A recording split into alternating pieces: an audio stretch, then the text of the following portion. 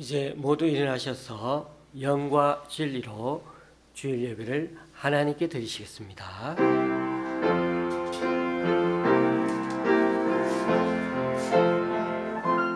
찬양하라 내 영혼아, 찬양하라 내 영혼아, 내 속에 있는 것들아 다 찬양하라. 경배하라 경배하라 내 영혼아, 경배하라 내 영혼아, 내 속에 있는 것들아 다 경배하라. 감사하라 감사하라 내 영혼아, 감사하라 내 영혼아, 내 속에 있는 것들아 다 감사하라.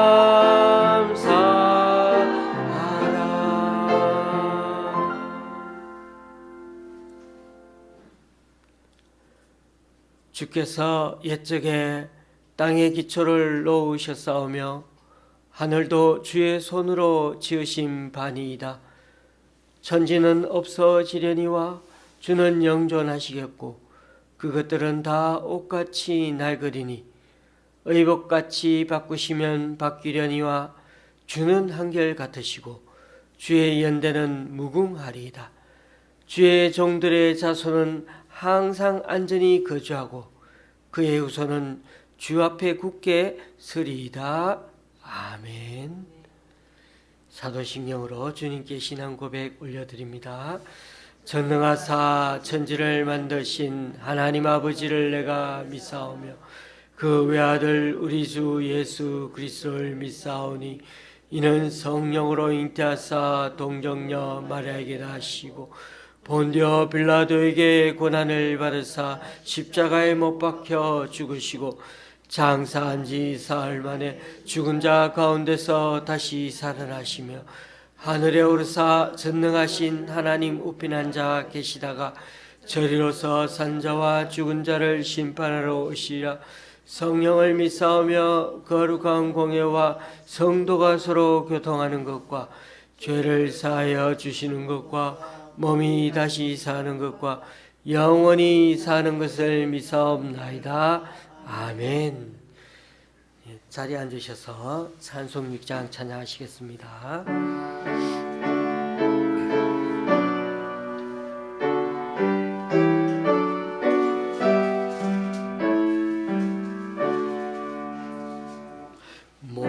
목소리 높여서 주 찬양하여라. 영광과 권세와 존귀와 위엄을 오늘이 다스리시는 만왕의 왕께 돌려라.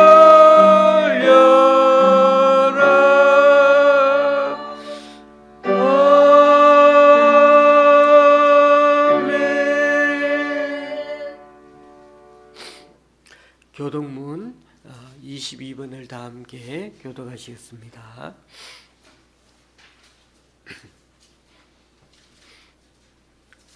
교동문 22번입니다.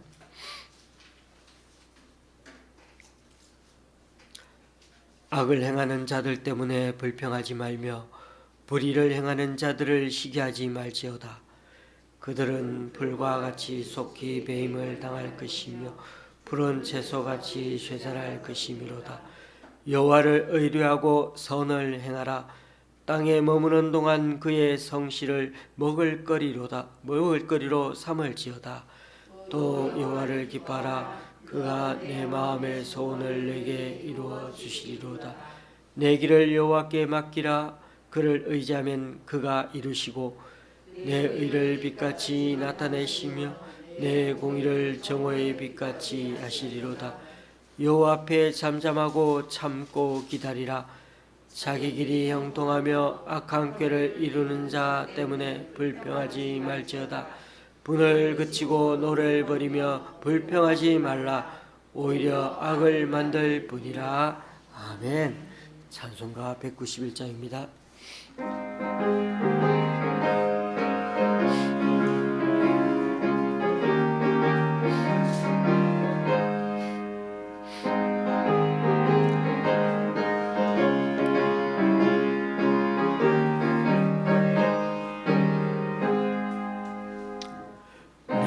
매일 기쁘게 순례의 길 행함은 주의 파리아를 안보함이요. 내가 주의 큰 복을 받는 참된 기결은 주의 영이 함께함이라. 성령이 계시네. 할렐루야 함께하시네. 좁은 길을 걸으며 밤낮 기뻐하는 것 주의 영이 함께하리라.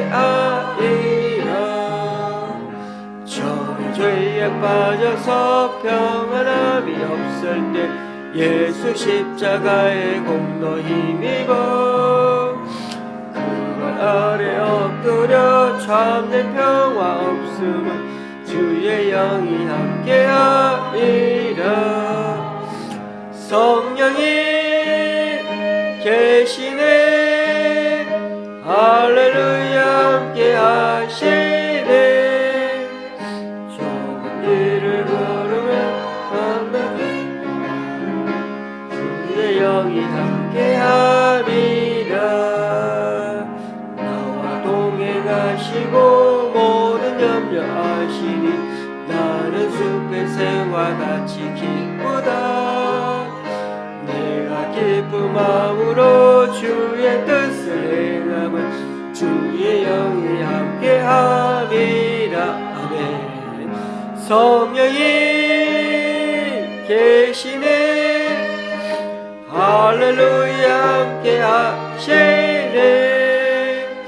좁은 길을 걸으며 밤낮 기뻐하는 것 주의 영이 함께함이라.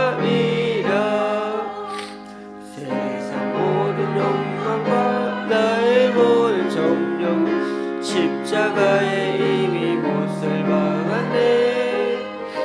어느 밤이 지나고 무거운 짐 벗으니 주의 영이 함께하리라. 성령이 계시네. 할렐루야 함께하시네.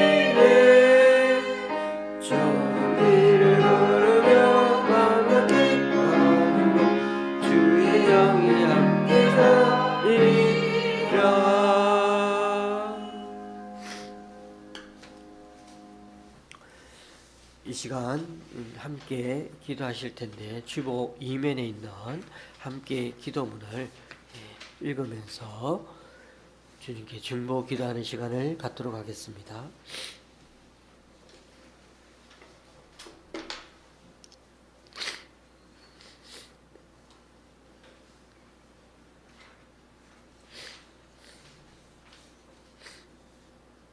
첫째 줄은 사회자가 먼저 읽고 그 다음부터 우리 교우님들 같이 읽도록 하겠습니다. 먼저 우리 자신을 살피고서 기도하고자 합니다. 우리가 죄악을 품고 기도하면 그 기도는 듣지 않으시기에 이 시간 우리 자신의 죄인됨과 부족함, 연약함을 주님께 고백하고 맡깁니다. 주님의 보혈로 우리를 정결케 하여 주시고 성령님의 인도하심과 능력을 덧입어 기도하는 이 시간 되게 하여 주소서. 기도하시겠습니다.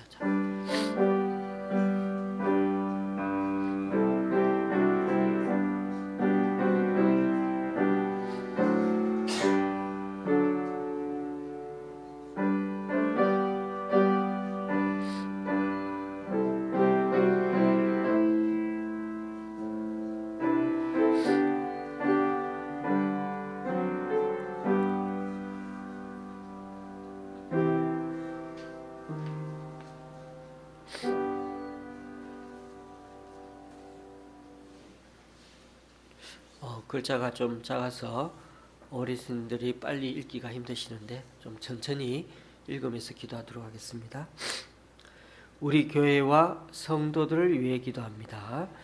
3년이 넘도록 퇴치하지 못하는 코로나 바이러스의 역성, 또 우크라이나 전쟁, 거기다 손쓸 수 없을 정도로 심각해지고 있는 생태계 파괴와 오염 앞에서 또다시 주님의 은혜를 붙들고 올해를 살고자 합니다.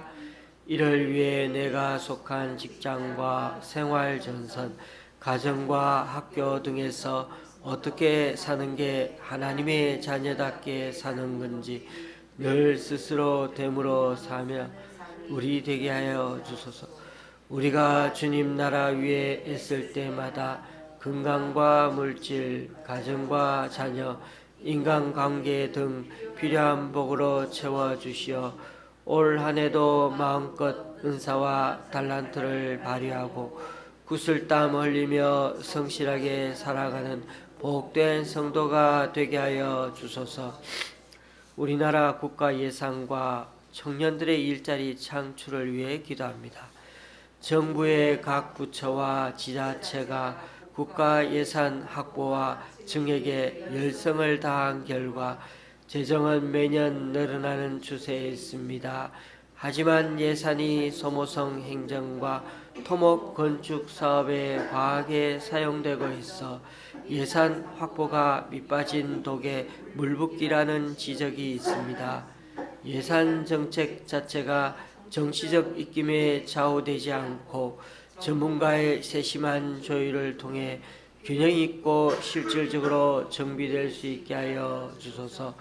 지난달에 한국은행은 치솟는 물가로 인해 금리를 또 한 차례 인상했으나 물가는 여전히 상승 중입니다. 미국 경제의 여파로 우리나라 금융사들도 희망퇴직을 받으며 비용 절감에 들어가는 등 경기 침체와 함께 취업난으로 인해 젊은이들의 삶을 더욱 어렵게 하고 있습니다.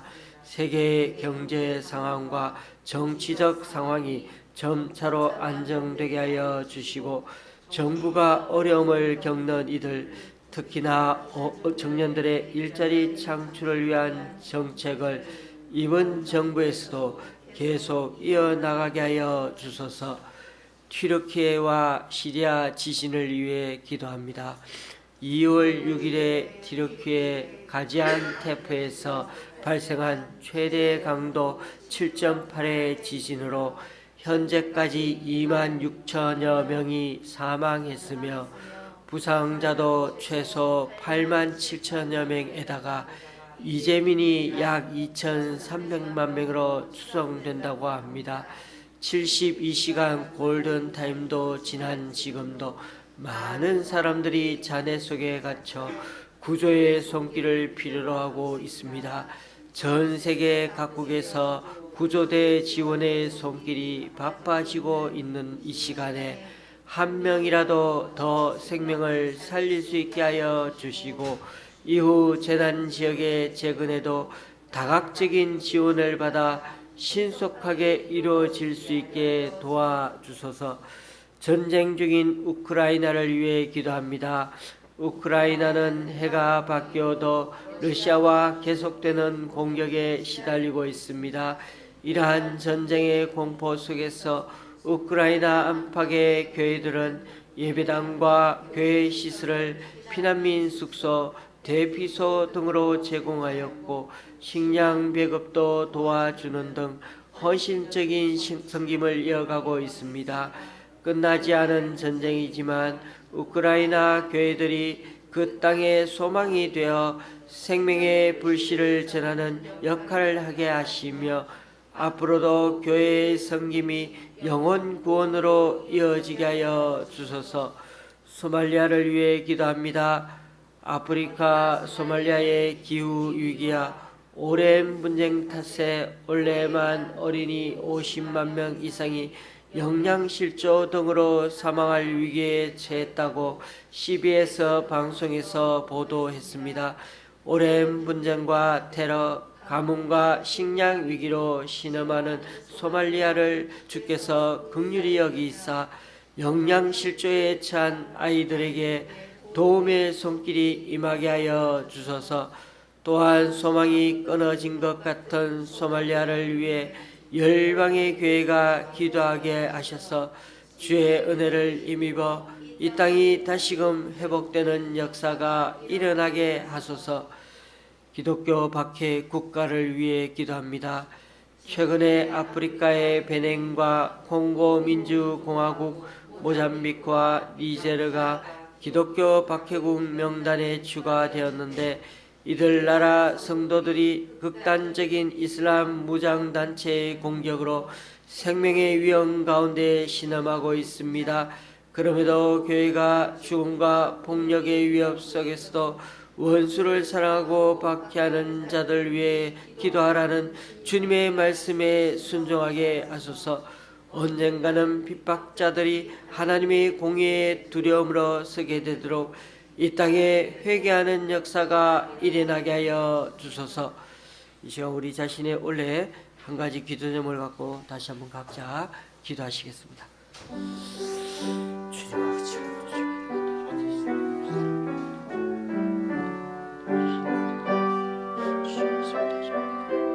하나님 아버지, 나는 세상에 그치 다른 자는 어둠의 같이 생명의 빛으로 주여 이 말씀을 다시 한번 기억하고 주님의 시간을 내리시고 그 하나님의 사랑을 다시 한번 보시고 이 시간 되었으니 그리고 나는 2023년 하나님 아버지 성시하고 다시 한번 은혜를 베푸시고 하는 통하시 다시 한번 일어설 수 있는 놀라운 은혜가 주시고 한 생명이 온처럼 귀한 일이 되어서 다시 우리 교회의 많은 성도들이 차고 넘치도록 이 자리에 은혜 내려 주시옵소서.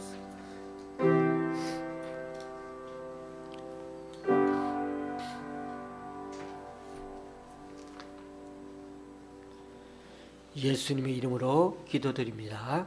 아멘. 오늘 우리에게 주시는 하나님 말씀은 마태복음 10장 5절에서 15절까지입니다. 마태복음 10장 5절에서 15절까지입니다. 제가 가지고 있는 신약 성경은 14쪽입니다.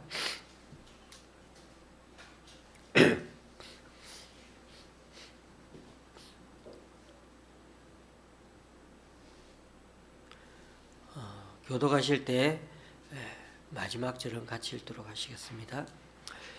예수께서 이 12를 내보내시며 명하여 이르시되 이방인의 길로도 가지 말고 사마리아인의 고을에도 들어가지 말고 오히려 이스라엘 집에 잃어버린 양에게로 가라. 가면서 전파하여 말하되 천국이 가까이 왔다 하고 병든 자를 고치며 죽은 자를 살리며 나병 환자를 깨끗하게 하며 귀신을 쫓아내되 너희가 그저 받았으니 그저 주라. 너희 전대에 금이나 은이나 동을 가지지 말고 여행을 위하여 배낭이나 두벌 옷이나 신이나 지팡이를 가지지 말라. 이는 일꾼이 자기의 먹을 것 받는 것이 마땅함이라. 어떤 성이나 마을에 들어가든지 그 중에 합당한 자를 찾아내어 너희가 떠나기까지 거기서 머물라. 또 그 집에 들어가면서 변화를 빌라.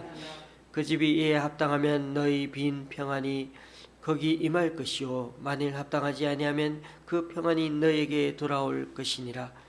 누구든지 너희를 용납하지도 아니하고 너희 말을 듣지도 아니하거든 그 집이나 성에서 나가 너희 발에 먼지를 떨어버리라. 내가 진실로 너희에게 이르노니 심판날에 소돔과 고모라 땅이 그 성보다 견디기 쉬우리라. 아멘.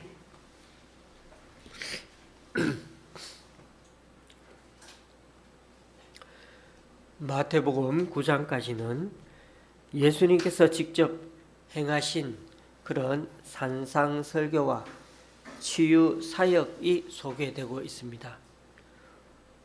오늘 우리가 살펴보게 될 10장에서는 또다시 예수님의 제자 사역과 관련된 내용이 나오고 있습니다.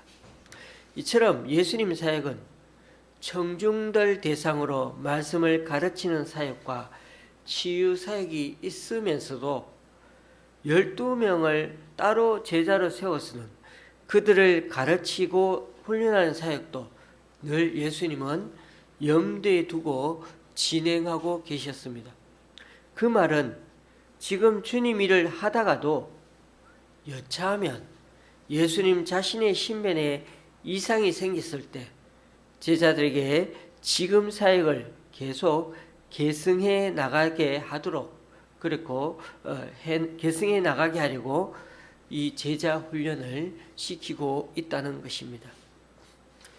예수님은 제자를 선택할 때 이스라엘 민족을 형성한 12지파를 상징해서 12제자를 선택하셨습니다. 요한계시록 7장에 보면 이 12지파가 또 등장합니다. 입맞은 자의 수가 14만 4천 명이고 각 지파마다 12,000명씩 해서 14만 4천 명이죠. 신천지는 이 숫자에 집착해서는 우리나라 각 도시마다 12군데를 정해서 한 지파씩 배정해서 전국 신천지를 관리하고 있습니다. 그리고 그들은 전 세계 기독교인들을 다 제껴놓고 오직 여기 한국에 있는 자기들만 구원받는다고 하면서 14만 4천 명을 채워 나가고 있는 것입니다. 교우님들, 여기에 큰 맹점이 있습니다. 12라는 숫자는 하나님 나라에 있어 하나님 백성을 뜻하는 상징적인 숫자에 불과합니다. 오늘날 이스라엘에 가보시면 누가 나는 유다지파 사람이야, 나는 레위지파 사람이냐 하면서 말하는 사람은 아무도 없습니다. 누가 어느 지파 사람인지 아무도 모릅니다. 그런 지파는 오늘날 남아있지 않습니다. 그러니까 각 지파마다 12,000명만 구원받는다는 말은 상징적인 숫자이고 우리는 지금도 한 명이라도 더 최대한 구원받도록 복음을 전해야 하는 게 우리들의 사명이지 딱 그 숫자에 맞춰서 하나님의 뜻을 성취해야 한다는 건 절대 성경적이지 않습니다. 그건 구원을 이루시는 하나님의 권한에 속한 것이지 우리의 소관이 아닙니다. 그런 점에서 예수님은 당신께서 이 땅을 떠나시더라도 이 12제자를 남겨서 이들 중심으로 계속해서 새로운 하나님의 백성, 새로운 이스라엘 민족을 형성해 나가도록 하실 계획이라는 것입니다. 그러므로 이 12제자를 통해 복음이 전해지고 또 예수님을 믿는 사람들이 바로 12지파에 소속된 그런 주님의 백성들이라는 것을 우리가 요한계시록 말씀을 그렇게 이해할 수가 있는 것입니다. 그러니까 예수님은 처음 사역 시작하실 때부터 이런 계획을 갖고 계셨던 것입니다. 이처럼 12제자들의 사명과 그 역할이 막중한 만큼 예수님의 사역에 있어서 제자들의 가르침, 설교, 그리고 훈련도 이와 비례해서 아주 중요하게 취급되고 있습니다. 예수님은 제자들을 세울 때에도 온 밤을 새어가면서 기도하신 다음에야 한 명 한 명 찾아가 12제자를 신중하게 선택하셨던 것입니다. 예수님은 3년 동안 데리고 다니면서 그들을 훈련시키셨고 여기 10장에서는 그들에게 자신의 사역을 계승해 나갈 수 있는 능력을 부여하시면서 그들에게 필요한 특별한 사역 지침을 내려주셨습니다. 예수님은 십자가의 죽음과 부활 사건 이후 제자들의 선교 지역과 대상을 이스라엘을 뛰어넘어서 사마리아와 온 세상의 모든 백성에게까지 확대하여 그렇게 전하라고 하셨지만은 이 제자 훈련 기간 동안에는 이방인 지역이나 사마리아 지역으로 가지 말고 6절 말씀에처럼 이스라엘 땅과 이스라엘 민족으로 제한하고 계십니다. 즉 그들이 먼저 이스라엘을 회복하는 통로가 되어야 한다는 것입니다. 이스라엘의 회복이 곧 이방 민족을 회복하는 축복의 통로로 이어지기 때문입니다. 우리에게도 마찬가지로 예수님을 믿고 사는 재미와 즐거움을 바로 우리 자신에게와 또 우리 주변에서부터 먼저 충분히 경험해야 한다는 것입니다. 이 부분은 조금 뒤에 더 말씀드리겠습니다. 또한 예수님은 제자들에게 예수님과 동일하게 똑같이 천국의 도래를 선포하고 치유 사역을 하고 귀신을 쫓아내되 값없이 거저주라고 당부하십니다. 왜냐하면 제자들도 예수님으로부터 거저 받았기 때문입니다. 그런 점에서 오늘 본문에 나오는 예수님의 제자 교육은 주님께 부름받은 사명자, 모든 시대의 그리스도인에게 아주 중요한 지침이 됩니다. 우리가 복음을 전하는 것은 예수님의 사역을 지금 계승하고 있는 것입니다. 그러므로 먼저 우리와 가까이 있는 사람들, 가족, 일가친척, 이웃에게 복음을 전해야 합니다. 우리도 값없이 복음을 받았기 때문에 그들에게도 항상 조건 없이 복음을 전해줘야 합니다. 동시에 선교의 주인공은 바로 우리를 파송하는 예수님이란 사실을 항상 잊지 않아야 할 것입니다. 안 그러면 성공적인 사역을 우리가 거둘 때마다 나도 모르게 자기의에 사로잡혀서 하나님의 영광을 가릴 수가 있다는 것입니다. 오늘 우리는 이 문제에 대해 조금 더 살펴보고자 합니다. 오늘날 교회는 복음을 전하고 선교하는 데 있어 제일 먼저 거론되는 것이 돈 문제입니다. 선교사를 보내는 교회나 단체는 말할 필요도 없고 선교사를 지망하거나 선교사로 파송받는 사람도 일단 돈 문제를 먼저 생각합니다. 돈이 있어야 선교 나갈 수 있고 선교할 수 있다고 생각한다는 것입니다. 물론 예수님도 선교할 때 비용이 있어야 한다는 사실 자체를 부정하지는 않습니다. 그분의 강조점은 선교에 필요한 것은 최소한의 비용이지 여분의 기금이 아니라는 것입니다. 왜냐하면 선교는 돈으로 하는 게 아니고 예수님이 주시는 능력과 복음으로 하는 것이라고 말씀하시기 때문입니다. 그런데 대형 교회들마다 교인 수에 비례해서 탄탄한 재정이 생기고 급기야 교회 재산이 어느 정도 부를 축적하게 되는 결과가 오늘날 많이 초래하고 있습니다. 이 잉여 자산이 많이 쌓여있는 교회 지도자들은 자신들도 모르게 이게 파워가 되고 권력이 되어버리고 있습니다. 한국교회가 오늘날 이렇게 무력해지고 있는 데는 교회들이 점점 부자가 어떻게 보면 교회들이 점점 부자가 되어가기 때문입니다. 하나님의 일을 사랑과 우정이 아닌 돈으로 하는 버릇이 점점 늘어나기 때문입니다.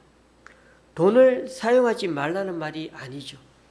돈보다 먼저 자기 존재를 상대방에 주어야 한다는 말입니다. 서로의 존재가 통해야 그때부터 나눔도 진실해집니다. 어제 뉴스 기사에 보니 과천의 지역의원 한 사람이 신천지 이익을 대변해서 신천지 건물에 해당하는 4개의 큰 빌딩들에 대해서 층수를 완화하고 용적률을 상향 조정해야 할 필요가 있다면서 예전의 방식대로 재개발을 해야 한다고 과천시 정례회의에서 연설을 했다고 합니다. 기자가 이 의원을 찾아서 확인해 보니 신천지 부녀회 간부로 이름이 올라간 사람이라고 합니다. 얼마나 로비를 잘했으면 의원이 이단 신천지를 적극적으로 대변하는 말을 감히 정례 회의 때 들고 나서서 얘기까지 하겠습니까? 이처럼 여분의 돈은 오히려 예수님보다도 자신이나 돈을 의지하게 하는 유혹을 불러일으킬 수 있습니다. 예수님께서 선교를 떠나는 제자들에게 별도의 주머니나 여분의 옷이나 또 신이나 지팡이를 가지지 못하도록 하신 주된 이유, 그것도 바로 여기에 있습니다. 동시에 그들이 최소한의 비용을 지참하고 선교 현장에 간다 하더라도 예수님께서 그때그때 필요를 채워주실 것이라는 약속이 그 속에 담겨 있는 것입니다. 그런 점에서 우리의 마음과 자세도 자꾸만 안일해지거나 편리함을 추구하다 보면 고인물처럼 점점 썩게 됩니다. 주님이 말씀하신 사역 지침에 대해 늘 우리가 다시 한번 냉정하게 우리 자신을 그 기준에 비추어 보아야 무소유의 정신과 거저주는 정신을 유지해 갈 수가 있는 것입니다. 사실 예수님을 믿는 사람들, 즉 12제자와 같이 주님 말씀을 따르는 자들에게는 오늘 말씀 12절에 이어와 같은 권세가 주어집니다. 사역 현장에 파송받는 제자들은 예수님의 대리자이기 때문에 제자들을 영접하는 자의 집에는 평안의 축복이 임하겠지만 반면에 예수님의 제자들을 영접하지 않는 자는 그들을 파송하신 예수님을 배척하는 것이기에 무서운 심판이 주어질 것이라고 예고하십니다.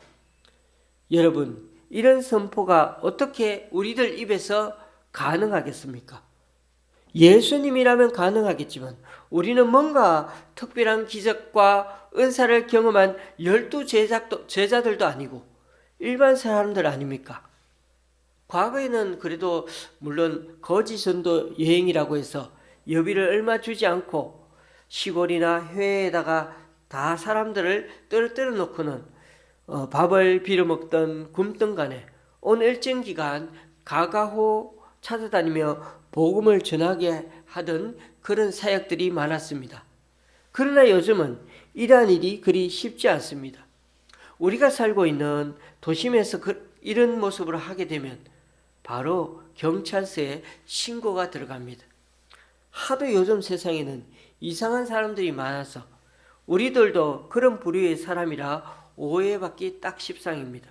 거기다 웬만한 이단들도 이런 방법을 하도 많이 사용해서 우리도 그런 이단처럼 오해받을 수가 있습니다.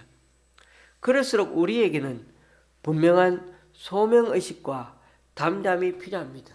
너무 우리가 이런 일들을 하지 못하게 하니까 이러한 담대한 마음과 확신이 사라질 수도 있다는 것입니다. 예수 그리스도를 따르는 사명자는 누구든지 예수님의 대리자이며 예수님께서 함께 하실 것이라는 믿음과 확신을 가지고 담대하게 나아가야 합니다.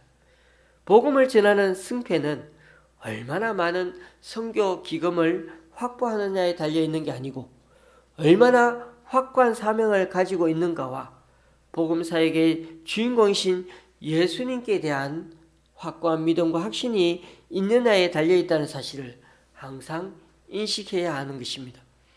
그러나 교우님들, 복음을 전하는 방법은 이제 바뀌어야 합니다. 21세기를 사는 우리는 21세기 방법을 찾아야 합니다. 20세기 사람들에게는 그 방법이 먹힐 수 있겠지만 오늘날 MZ세대는 전혀 다릅니다. 그리고 이제 10대 초등학생들부터는 또 알파 세대라고 그렇게 전혀 다른 그런 생소한 시대의 아이들이 나타난다고 합니다. 20대와 30대 초반의 젊은이들이 교회를 지금 점점 떠나고 있는 상황 아닙니까? 이번에 믿을 만한 연구소에서 조사한 바로는 코로나 이후 교회로 나오고 있는 성도가 이전보다 30%가 줄었다고 합니다. 코로나 이전보다 30%가 다들 평균적으로 줄었다고 합니다.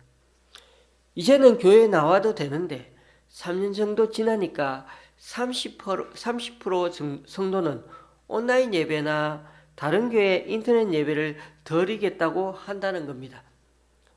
더 충격적인 사실은 주일학교 학생 출석률은 43%로 줄었다는 것입니다.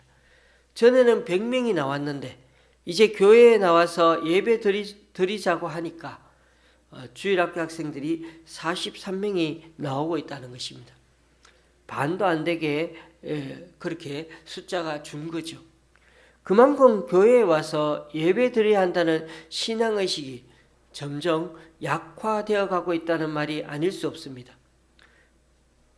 그래서 하나님 믿는 신앙의 태도도 점점 자유로운 선택 사항으로 변해가고 있는 것 같습니다. 우리 어른들은 그저 이런 현상을 두고 세상 참 말세다라고 말할 수 있습니다. 물론 맞는 말일 수 있습니다. 그만큼 세상이 편해졌으니까요. 그런데 문제는 21세기 사람들이 21세기 문명기술에 의존해 살고 있는데 우리가 여전히 그에 부응하지 못하고 전통적인 방법만 고수한다면 세상 사람들은 교회로 다가오지 않을 것입니다. 우리 교회는 사실 숫자가 그리 많지 않습니다. 그래서 많은 사람들이 이곳에 나오면 참 좋겠습니다. 나이와 관계없이 오시는 것 환영합니다. 그러면서도 우리는 이 시대 50대 이하 사람들도 찾아오는 교회로 만들어 가야 할 것입니다. 안 그러면 좀 극단적으로 말해서 교회에 희망이 없어지게 되는 것입니다. 제가 제일 자신 있게 하는 요리는 계란찜입니다.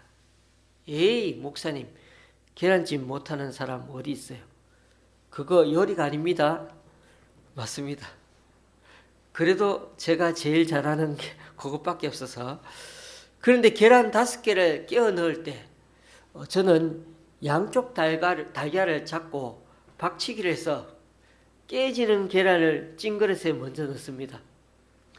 그렇게 다음 또 계란을 박치기해서 5개를 넣고는 마지막까지 안 깨지는 달걀은 나름대로 살려두고 다음 기회를 이용하는 겁니다. 여러분은 이게 하나도 안 재미있죠?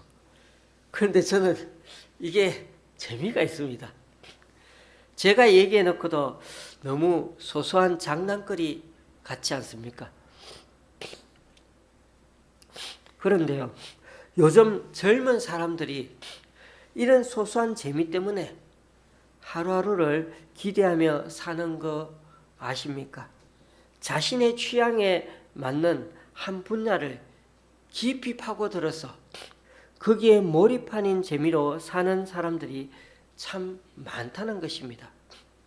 같은 영화나 드라마, 만화, 소설에 빠진 사람들 모임도 있고 건강과 관련한 모임, 독서 모임, 자녀 공부를 위한 부모 모임, 다양한 수집을 하는 동호회 모임 등등 정말 얼마나 다양한 비대면 인터넷 그룹이 있는지 모릅니다. 그리고 그 관심 정도가 40, 50 세대보다도 2030의 젊은 세대 취미 문화가 훨씬 더 다양하고 활동적이라는 것입니다. 일례를 들면 하루에 1시간씩 걷는 사람들 모임을 누군가가 앱을 만들어 올립니다. 그러면 사람들이 그 앱을 알기 시작하면서 스마트폰에 가입해 들어갑니다. 처음에는 10분씩만 걸으라고 거기서 조언이 나옵니다. 그리고 걷는 동안 걷는 법과 함께 걸을 때 듣는 음악까지 맞춤으로 제공해주고 또 성공하면은 점수 같은 것들을 또 넣어줍니다.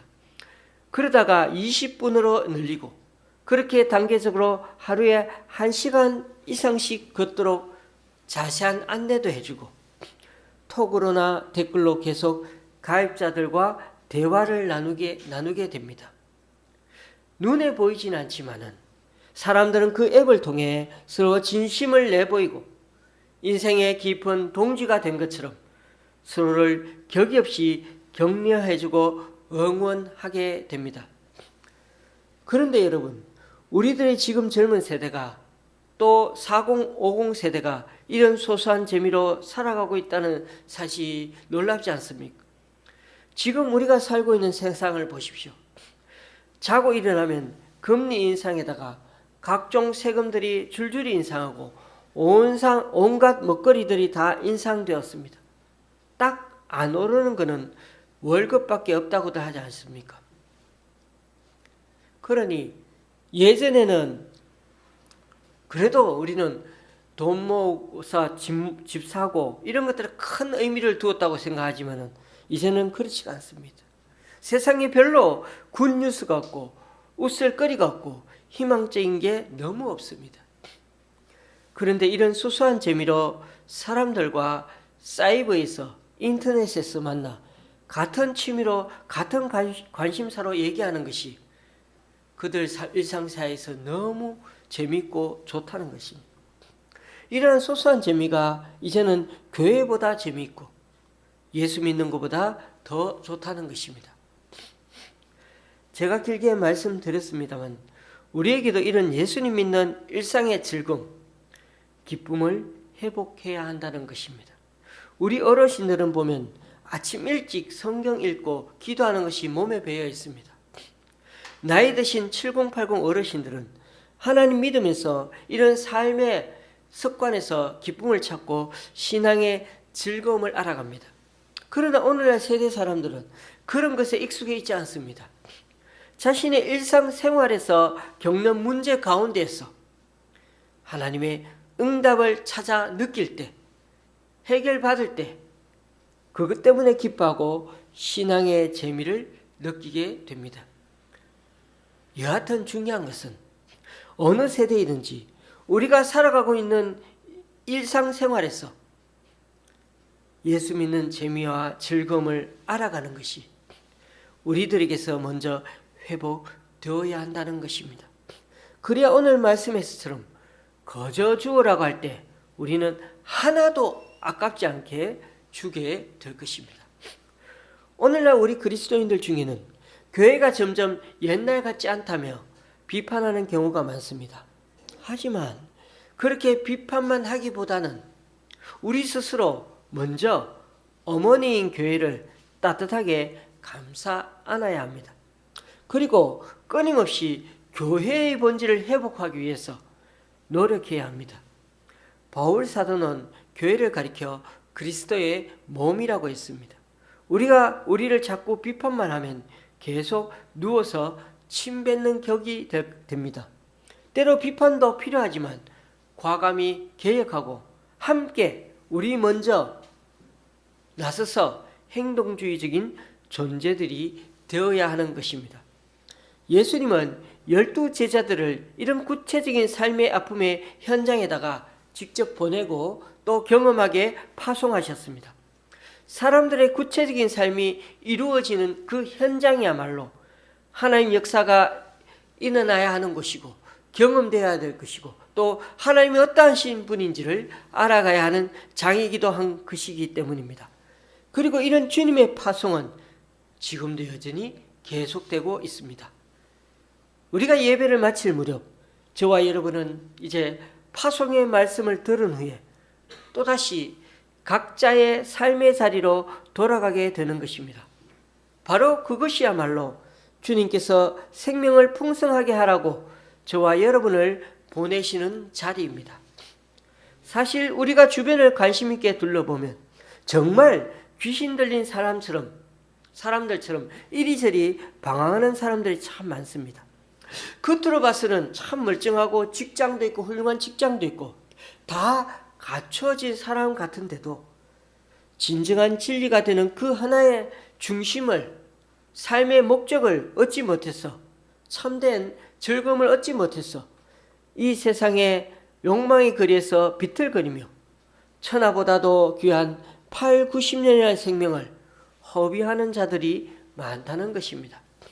그러면서 우리 그리스도인들은 삶의 중심을 찾지 못하는 자들에게 인생의 진정한 삶의 이유와 즐거움을 전하는 자들이 되어야 합니다.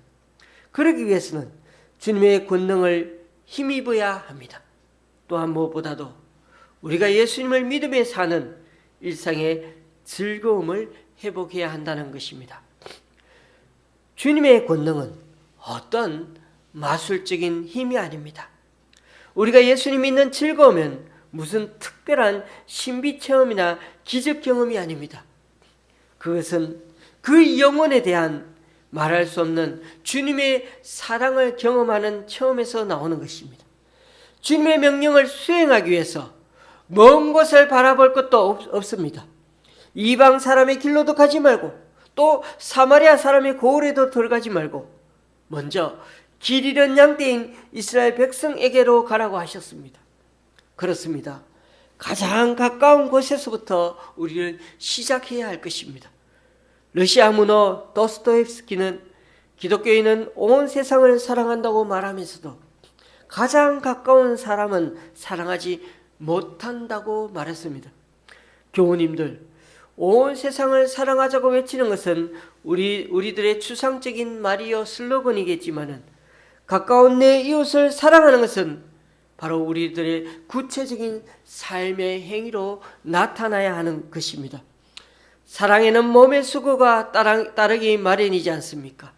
주님에게 받은 이 넘치는 은혜와 사랑을 우리의 몸과 삶을 통해 우리 가까이에 있는 사람들에게 나눠주되 거저 주고 아까워하지 않는, 도리어 이것이 우리들의 삶의 재미가 되고 만족거리가 되는 저와 여러분의 한 주간의 삶이 될 수 있기를 주님의 이름으로 간절히 축원합니다.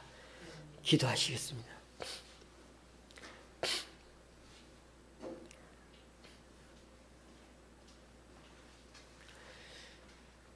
처음 사역 때부터 주님께서는 제자를 세워 다음 사역을 그대로 똑같이 계승을 준비하심을 보게 됩니다. 오늘도 우리는 그 주님의 부르심을 우리 일로 생각하고 살아가는 우리 각자가 되게 하여 주시옵소서. 그래서 한 명이라도 최대한 주님의 뜻을 잘 전하고 최대한 구원받도록 복음을 전하게 하시고, 먼저 우리들 가까운 사람들에게서부터 우리들 삶으로 복음을 잘 전하고 예수를 전하기 원합니다. 그러기 위해 무엇보다 우리들 자신이 주님을 믿는 일상의 기쁨을 회복하는 우리가 되게 하여 주옵소서. 또한 예수님에게 받은 권세와 능력에 대하여 확고한 믿음과 담대함을 가지도록 도와주옵소서. 그리고 주님께 받은 말로 다 할 수 없는 넘치는 은혜가 얼마나 많은지 세어보면서 그저 받았으니 그저 줄 아는 우리 되게 하여 주소서. 필요하면 물질도 우리 자존심도 선뜻 내어주면서 전혀 아까워하지 않게 하여 주옵소서. 이번 한 주간도 예수 믿는 소소한 즐거움을 날마다 경험함으로 주님을 따라가되 주님의 제자로 살아가되 기꺼이 가벼운 발걸음으로 주님 걸어가는 우리 한 사람 한 사람 다 되게 하여 주시옵소서. 예수님의 이름으로 기도드리옵나이다. 아멘. 찬송가 95장입니다.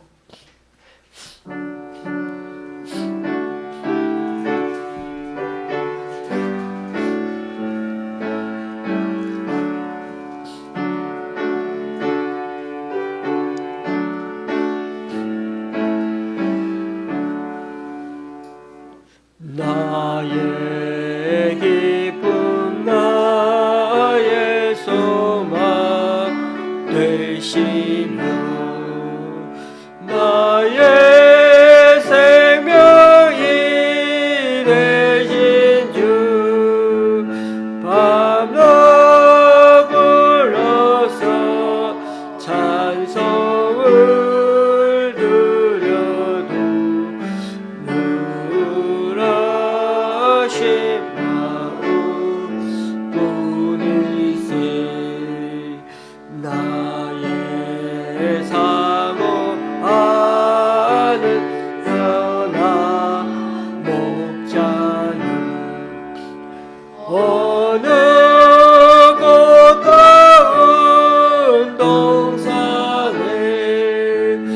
양의 머리와 늘 함께 가셔서 기쁨을 함께 하실까. 길도 없이 거친 넓은 물에서 갈 길 못 찾아 애쓰며 이리 저리로 헤매는 내 모양 저 원수 조롱하도다. 주의 자비롭고 화평하달고 모든 천사도 왕이며 주의 놀라운 진리의 말씀에 선지가 와닿아도다. 나의 진정 사모하는 예수님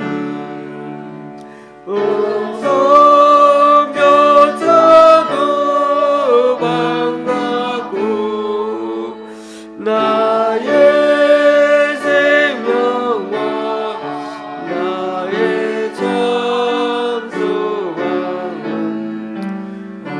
오직 주 예수 우리세.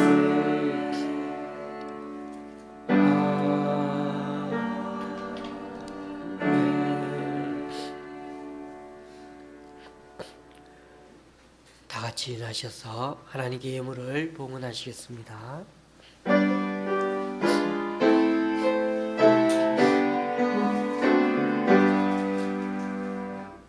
나의 모아드리니 주여 받아주셔서 하늘나라 위하여 주 뜻대로 쓰소서.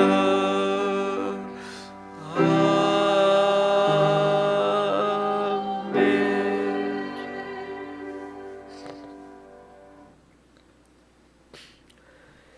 주님, 오늘 시간 주님 앞에 나와 각자 이런 모양으로 드린 헌금들 기뻐 받아주시고 쓰이는 곳마다 귀한 결실 맺을 수 있도록 크신 은총으로 덧입혀 주시옵소서. 우리 교회 성도님 8분의 주일헌금과 세 가정의 11조헌금을 주님께 드렸습니다. 또한 강동구 교회에서, 전도회에서, 잠실의 집사님 가정에서, 그리고 목동의 권사님이 귀한 헌금을 주님께 올려드립니다. 이분들의 헌신과 승림 귀하게 받아주셔서 이분을 통하여 하나님 나라가 더욱 확장되게 하여 주시옵소서. 예수님의 이름으로 봉헌기도 드립니다. 아멘. 우리 모두 앞뒤 좌우로 인사 나누시겠습니다.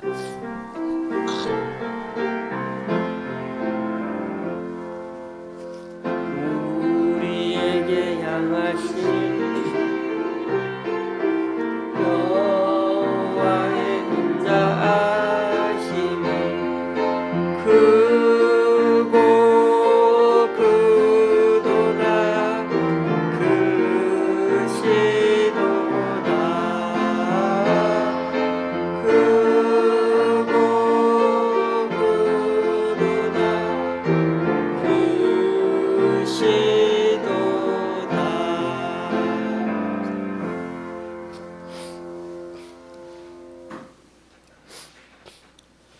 이번 이후에는 저와 여러분의 한 해 계획이 1월에 이어서 두 번째로 접어드는 달이죠.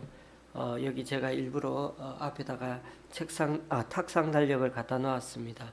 이 탁상 달력을 보시면서 원래 세운 계획들과 다짐들을 한 번 더 2월에도 연속해서 잘 지켜나갈 수 있는 그런 이번 달이 되었으면 좋겠습니다. 원래는 뭔가 달라지고 싶다 이런 다짐으로 한번 열심히 달려보는 금은 토끼의 2023년이 되었으면 좋겠습니다.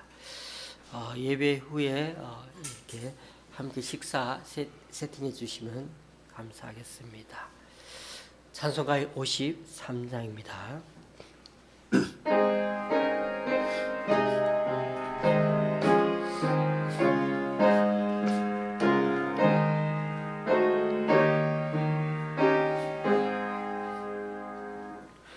성전을 떠나가기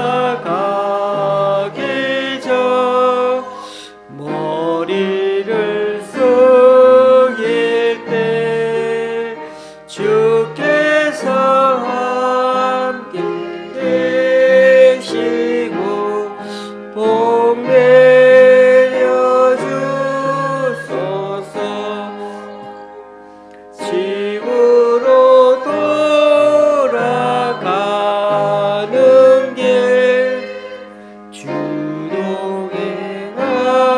동행하시고 내 모든 은혜 샘사를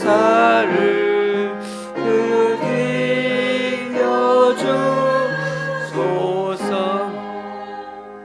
거룩한 날이 다가고 저녁이 되도록 주 우리 맘에 되사 늘 계시옵소서.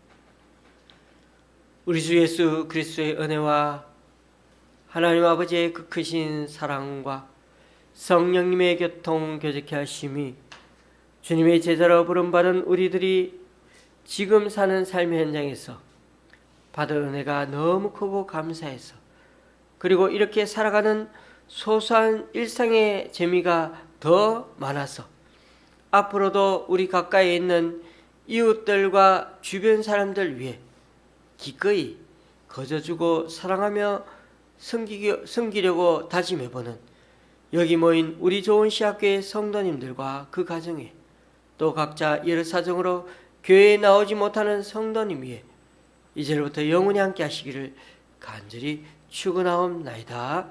아멘.